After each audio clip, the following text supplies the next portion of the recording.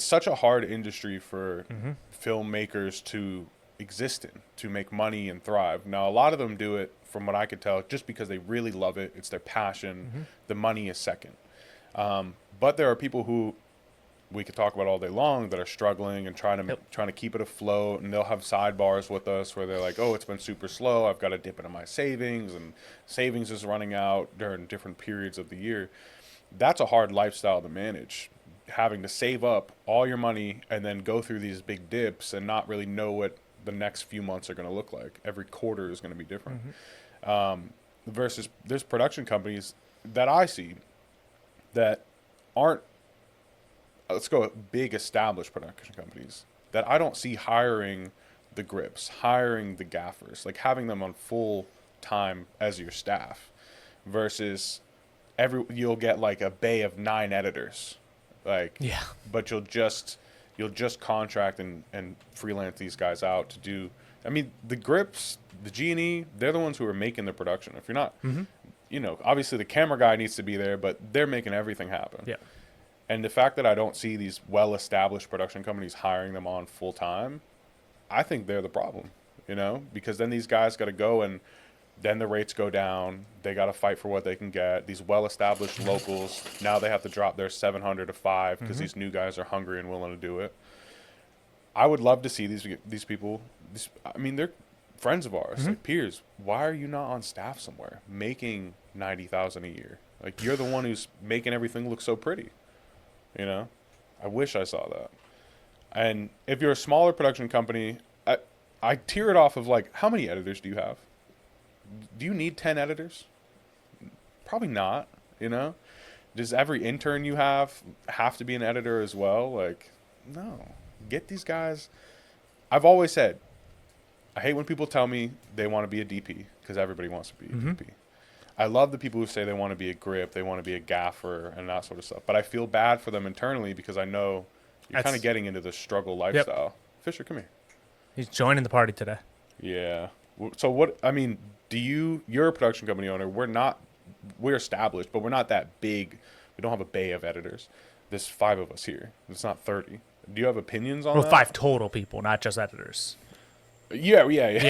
So, 5 total people. Good point. Yeah, 5 total people. We have 1 full-time editor. Right. Fisher.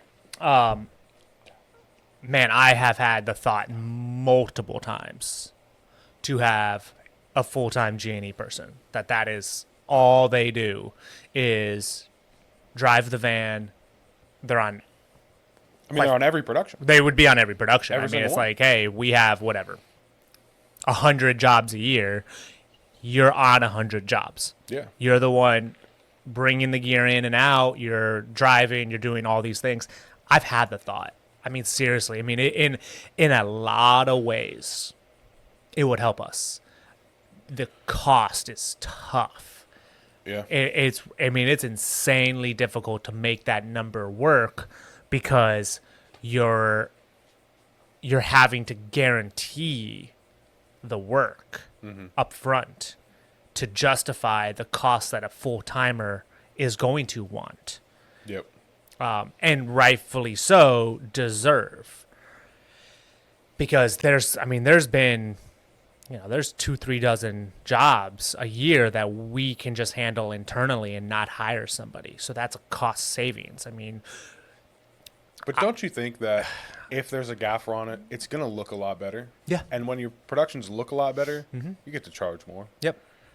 That's my thing. Yep. That's where I get stuck on. It's like, but if you don't have them, then you're missing a key element. I know. And then if you take someone who, like, internally, we can light something to make something pretty. Yep. But whenever there's a budget, we bring in a gaffer. Oh, yeah. Because we know that they can do it better. Yep. And when we cut them out and don't have them, and we do it ourselves, we know that we're eliminating a factor here. Yep. Yeah, it makes a difference. I mean, I think I've teased this a few times this year. We're eyeballing a 6th person. I think with the population growth, something that we focus on this whole time is that the population of filmmakers, production crew members, that sort of stuff. but we're actually getting a lot of business owners, Correct. people who are going to build their own businesses, and outside of the production people, because that's kind of like the immediate threat analysis that comes in. It's more production people. Okay, we've got some problems, but there's going to be a lot of small businesses opening up. There's going to be a lot of people who are doing medium, and hopefully we're getting those large corporations coming in as well. Or staying. You also just don't want. You also don't want them to leave. But I think my thought is that with all those people coming in, there needs to be an establishment period. So these people who are coming in and building a business probably need 3 years to get established and have the funding to then hire production crews to do their commercials, to do all that asset creation, social media, all the fun stuff. So I think that we're seeing everybody coming in with the biggest boom happening this year, the population influx. But in 2027, I think we'll see a lot more jobs coming in, because now all these 23 million people that moved to Florida are established. I don't know the exact number on everyone coming to Tampa, but we feel it. We see high rises going up. There's a new one every day. Yep. But like I said, once those people get established, I think then we'll see a lot more money coming in for productions. By 2027, the battle with AI might be a struggle, but I really do believe that. It's a different fight every year, right? Yeah. Like in some capacity, you're fighting for your life. You're trying to expand. You're trying to maintain. You're trying to keep. You're trying to go into a new, have another market share. There's something every year. And I agree with that. I think as a production company, thankfully, we are established and only becoming more and more entrenched in this region, with more notoriety, more on our reel, more under our portfolio, more under our belt and experience. We're growing, and as long as we can keep that growth going, we're going to be fine. Companies that are coming in and trying to start from scratch or become something, they have a tough time ahead of them. They have a very tough time ahead of them. We, as a established company, along with all the other established production companies in the region, we're salivating at all the people coming into this area, because, to your point, more people means more businesses.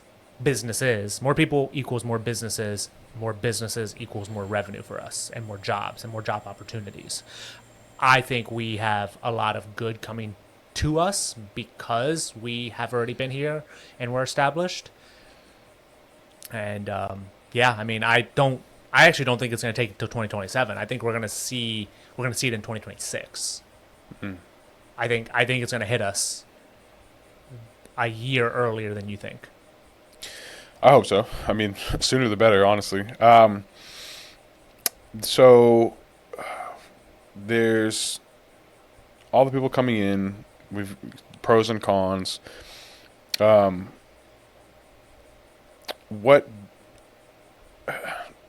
kind of hard to get into this because I don't want to step on anyone's toes. Our next topic is the film industry in Florida. And we've been to a lot of meetings, do a lot of marketing events, and what we've come to gather is that the film industry only can give incentives if lodging does really well and tourism does really well.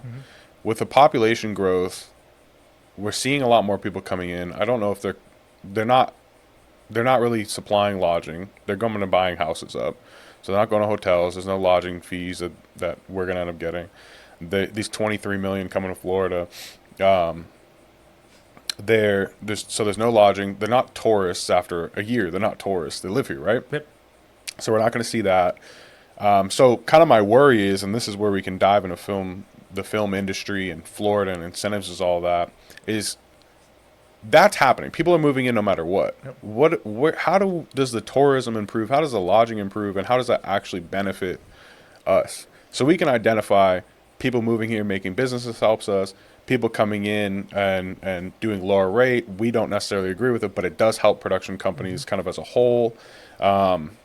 It's good for the business, bad for the contractor.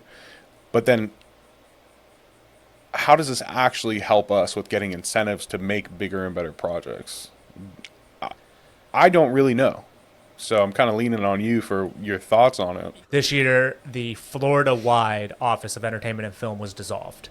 And it was consolidated with another department. I forget, the name is eluding me. So you still can get like the tax exemption. You still can get some some statewide film elements addressed, but there's the entire department is gone. Like, honestly, I've already noticed an issue with that because there's a statewide document that we get renewed every year, and it's been a month. I've submitted all the paperwork. I haven't received it.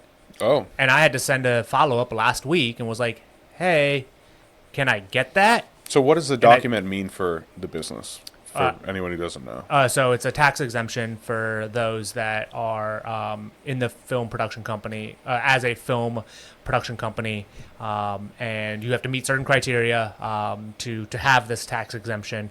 So we don't pay taxes on a few things. That's nothing like revolutionary or crazy, but... Are you worried we're just not going to get it because it's been a month? Well, we have to get it because it's owed to us, and I think it's just because the film office doesn't exist anymore and it got consolidated and most of the people were laid off, and it's like one person or two people now that are now operating within a consolidated branch under 10 other people, like, and so I just think that the email just hasn't been addressed yet.